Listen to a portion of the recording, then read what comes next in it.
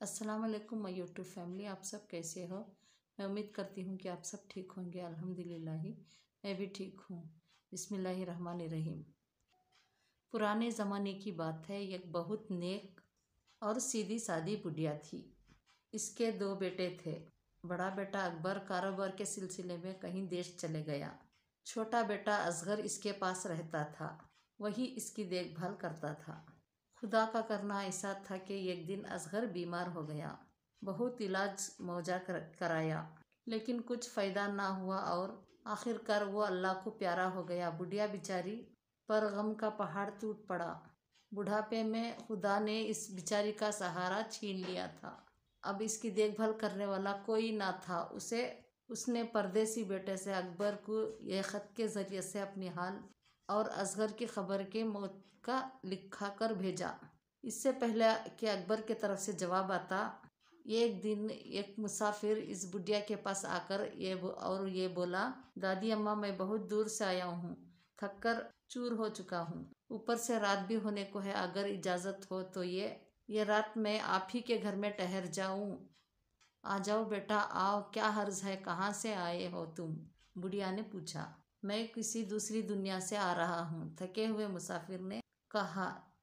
ससरी तौर से दूसरे दुनिया के मुसाफिर मुराद मुसाफिर पर के लंबे सफ़र से थी, लेकिन बुढ़िया के दिलो दिमाग पर चुपके से बेटे की मौत का असर था। अपने दिल को समझाने के लिए अक्सर यही कहा करती थी कि इसका बेटा अब इस दूसरी दुनिया में चला गया है। मुसाफिर की ज़बान से दूसरी दुनिया का नाम सुनकर फौरन एक मरहूम बेटे की याद आ गई। दूसरी दुनिया का सुनकर मरहूम बेटे की याद आ गई और एक सद आ बनकर बोली, बेटा, तुम सचमुच क्या तुम दूसरी दुनिया से आए हो? मेरा बेटा असगर भी पिछले महीने में दूसरी दुनिया को चला गया है। क्या वो भी तुम्हें मिला है कभी? मुसाफिर बुढ़िया की सादगी को भाग दिया। ओह, वो असगर, बोला। वो असगर आपका बेटा है। मैं तो इसे अच्छी तरह जानता हूँ। मैं और वो एक ही कोठरी में तो रहते हैं। असगर बहुत अच्छा लड़का है। बुढ़िया मुसाफिर के और भी करीब आकर बैठ गया।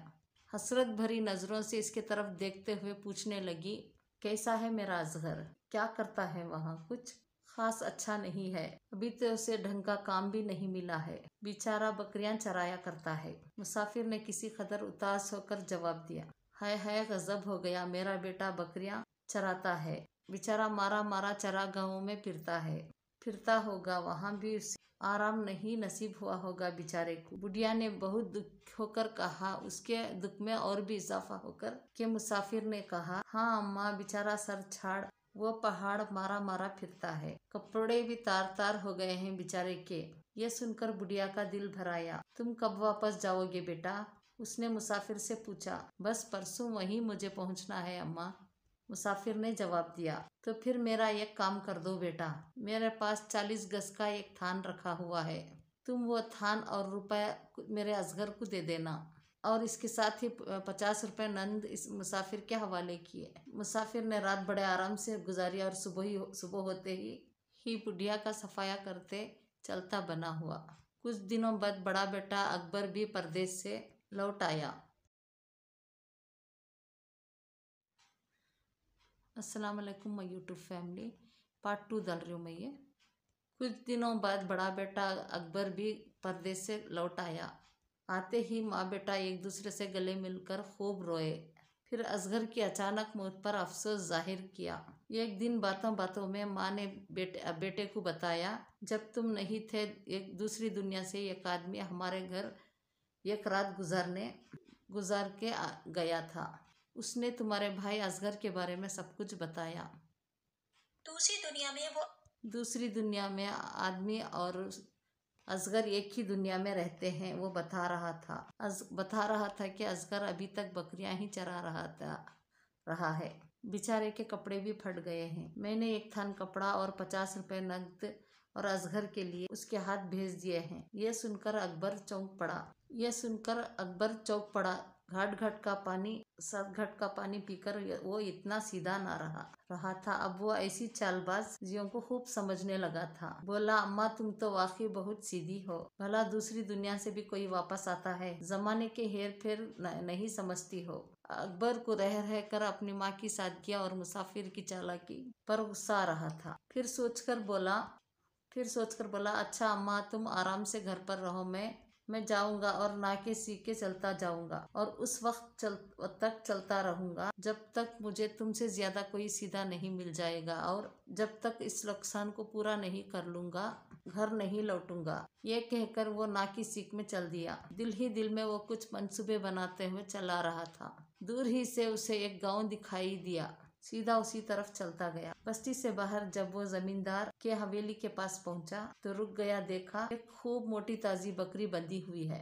पास ही इसके खूबसूरत मेंगने बैठे हैं। अकबर भी वहीं घुटने टेक कर वहीं जमीन पर बैठ गया और लगा बकरी को झुक झुक कर सलाम करने के लिए। कमरे के अंदर से जमींदार की बीवी यह सब तमाशा देख रही थी। उसने नौकरानी को बुलाकर कहा, जरा जाकर देखो तो तुम हमारी बकरी को इस तरह सलाम झुक झुक कर क्यों कर रहा है। नौकरानी ने जाकर पूछा, ए भले आदमी, तुम्हें हमारी बकरी तुम्हें क्या लगती है जो इस तरह से फर्शी सलाम करते जा रहे हो। अकबर ने जवाब दिया, ए बीबी, इसी की तलाश में तो मैं मारा मारा फिर रहा था। जिसे तुम बकरी समझती हो वही तो मेरी बीवी की रिश्तेदार है। कल मेरे लड़के की शादी है। सभी रिश्तेदारों को दावत दी है। सिर्फ इसी एक का पता नहीं चलता था। मैं इसे भी शादी की दावत देने के लिए आया हूँ।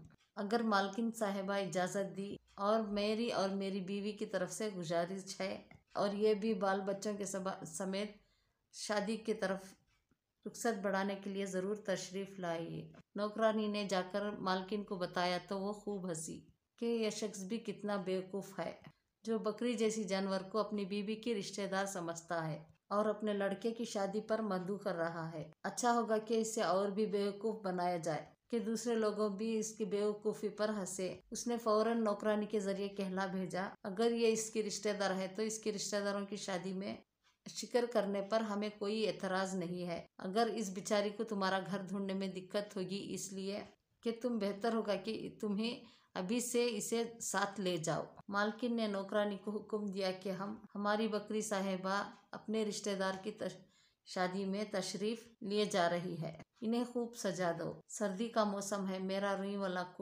नया कोट इन्हें पहना दो। इसी तरह इसके बच्चों को भी अच्छी तरह सजा दो। और सुनो, बाहर जो गाड़ी खड़ी है इसमें 2 घोड़े चढ़वा दो। उसके रिश्तेदार की शादी कोई रोज थोड़ी ही होती है, जरा थाट से सवार होकर जाएगी। चुनाचे मालकिन और उसकी नौकरानी ने बल्कि बकरी और उसके मेंगनों ने बहुत खूब सजाया और गाड़ी में 2 घोड़े चढ़वाकर और बकरी और उसके बच्चों को बड़ी शान से गाड़ी में बिठा दिया। मन लगा अकबर के हाथों में थमाते हुए कहा, भाई कुछ वान तो घर पर है ही नहीं। हिम्मत करके आप कुछ वानी ही कीजिए, लेकिन गाड़ी जरा धीरे चलाना। ऐसा ना हो कि हमारी बकरी साहिबा ऐसा इसके बच्चों में से किसी के चोट लग जाए। अच्छा, अलविदा बकरी साहिबा, आप बेफिक्र रहिए मालकिन साहिबा। कहते हुए अकबर ने घोड़ों की लगाम थामी और अपनी राय ली। 2 घोड़ों की गाड़ी में सजी हुई बकरी रू विदा हो रही थी जैसे कोई दुल्हन अपने मैके से विदा हो रही है और अकबर इस थाट से गाड़ी हाँक रहा था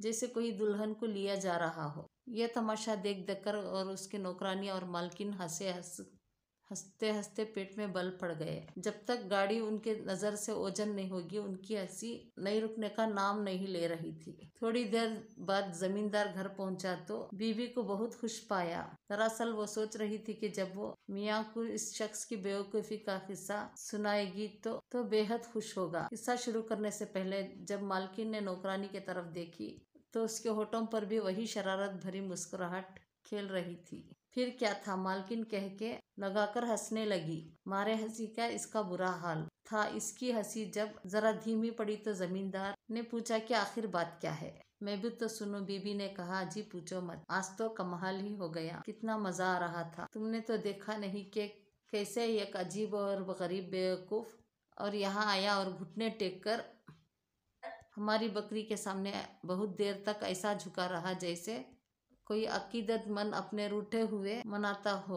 हाँ हाँ, मैं समझ गया। तुमने क्या किया होगा? जमींदार ने कहा। तुमने अपनी बकरी और इसकी मेमनियों को अजीब आदमी के हवाले कर दिया होगा। ज्यादा बेवकूफ बनाने के लिए बकरी को बहुत ज्यादा सजाया और उसका लाल कोट भी उसको पहना दिया। इसी तरह बच्चों को भी सजाकर 2 घोड़े की बग्गी में भेजा है। तुम भी जरा देखते तो मजा आ जाता। किस ठाट के इससे रिश्तेदार के साथ बकरी साहिबा जा रही थी। बीबी ने कहा, बस बस रहने दो। इसके रिश्तेदार का अता पता भी कहीं पूछ लिया था क्या? जमींदार ने पूछा। नहीं, ये तो हमने कुछ नहीं पूछा था, बीबी ने जवाब दिया। तो इसका मतलब ये है कि बेवकूफ वो नहीं था, बल्कि तुम सबको वो बेवकूफ बना गया है। जमींदार को अपनी बीवी पर बहुत गुस्सा आ रहा था। किधर गया है वो? जमींदार ने जल्दी से पूछा। बीबी ने उंगली से इशारा करते हुए बताया, इधर। जमींदार ने फौरन अपना घोड़ा तैयार किया पर इसका पीछा करने लगा। अकबर को पहले ही शोभा था कि जमींदार को पता चल गया तो वह जरूर पीछा करेगा। रफ्ता रफ्ता इसे ऐसा महसूस होने लगा जैसे कोई उसका पीछा कर रहा हो। उसने अपने घोड़े का रुख एक घने जंगल की तरफ मोड़ दिया।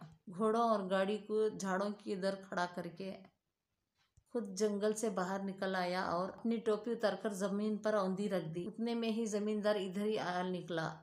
उसने अकबर से पूछा, ओ भाई टोपी वाले, इधर तुम किसी 2 घोड़ों की गाड़ी पर जाते हुए भी देखा है? जी हाँ, देखा तो था हुजूर। इस घोड़े गाड़ी पर एक बकरी और 3 मेंढे भी सवार थे, मगर इसे निकले तो काफी देर हो चुकी है। अकबर ने जवाब दिया। किस तरफ से गया है वो? इसी को पकड़ता है जमींदार ने बोला। अकबर ने पूछा, क्या आप इस रास्ते को अच्छी तरह जानते हैं? नहीं जानते तो इसे पकड़ना बहुत मुश्किल है। इस रास्ते में कहीं मोड़ आते, रास्ते से रास्ता निकलता चला जाता है। ऐसा ना हो कि आप खुद भी भटक जाए। अरे भाई, ये बात है तो तुम ही मेरी मदद करो। इसे पकड़ना बहुत जरूरी है। लो मेरा ये घोड़ा ले जाओ। मीदा ने उसकी खुशामद करते हुए कहा। नहीं हुजूर, मैं जा नहीं सकूंगा। मेरी इस टोपी के नीचे एक शिकरा बैठा है, मैं इसी की निगरानी कर रहा हूँ। अकबर ने कहा, इनकार ना करो मेरे अच्छे भाई। ये घोड़ा लो और फौरन चले जाओ। तुम्हारे शिकरे की निगरानी मैं करूंगा, तो ख्याल रखना कहीं उड़ ना जाए। बहुत कीमती शिकरा है, कहीं खो गया तो मेरा मालिक मुझे कच्चा चबा जाएगा। इसलिए तो मैं जा नहीं रहा हूँ। अकबर ने जोर देते हुए कहा, क्या दाम होंगे इसके? यही 500 रुपए से क्या कम होंगे?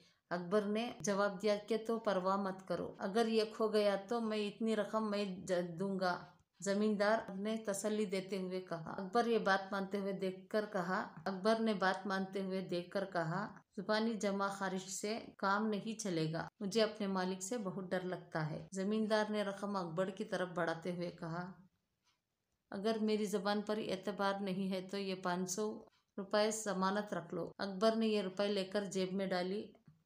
इसी घोड़े पर सवार होकर चल पड़ा और जमींदार साहब खाली टोपी की पहरेदारी करते रहते। इंतजार करते करते घंटों बीत गए, लेकिन अकबर वापस ना लौटा। इंतजार की घड़ियां लंबी होते देखकर जमींदार उकता आ गया। सोचा कि इस टोपी के नीचे कुछ है क्या भी नहीं। अगर नहीं है तो बेकार इंतजार से क्या फायदा। टोपी को धीरे धीरे से उठाना शुरू किया तो देखा तो कुछ भी ना था। लगता है वही शख्स था जिसने मेरी बीवी को बेवकूफ बनाया था। जमींदार ने नफरत से जमीन पर थूका और नहर की तरफ चल गया। इधर अकबर 3 खूबसूरत घोड़े और एक बकरी और 3 नन्हे मुन्ने बच्चों वाली से सेहतमंद बकरियां लेकर घर पहुंच चुका था। जाते ही अपनी माँ से बोला, अम्मा, अब हमेशा मैं तुम्हारे पास रहूंगा। मैं तो समझता था तुम ही एक ही सीधी हो, लेकिन देखा तो दुनिया में तुमसे भी ज्यादा सीधे लोग मौजूद है।